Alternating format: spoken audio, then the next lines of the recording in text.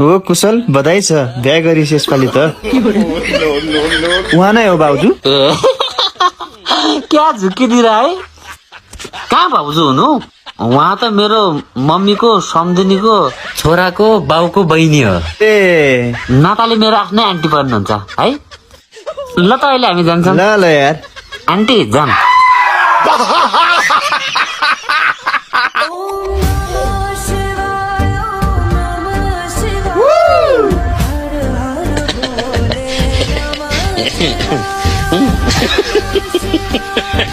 मेरो बुढाको मन त परिवर्तन हुन्छ नि बाजे।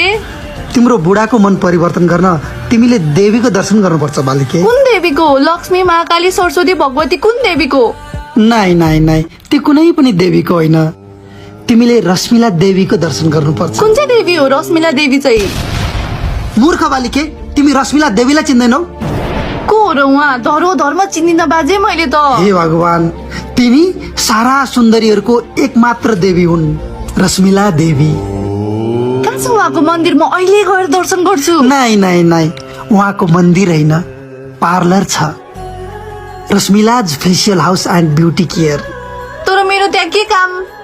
लाटी बाबाले भनेपछि खुर्क जाऊ न, त्यही गएपछि त तिम्रो बुढाको मन परिवर्तन हुन्छ।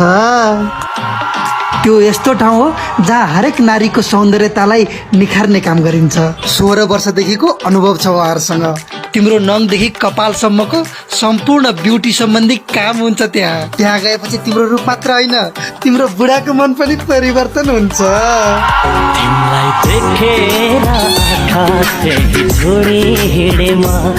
3 कदम पछाडि, म भन्दा 3 कदम पछाडि हिँड्ने।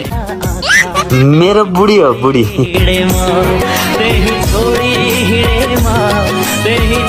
मेरो बुढी हो, मैले आफैले बिहा गरेको। राम्री छ है? घाम लागेछ? पानी परेछ? अँ। अनि किन छाता ओढेर त?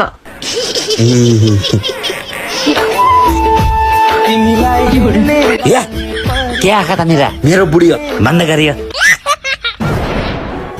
ए भनेपछि तैँले तेरो बुढालाई तलारै छोडिस् होइन? किन नलाउनु? तँलाई थाहा छ त त्यसले मलाई पहिला कस्तो गर्थ्यो?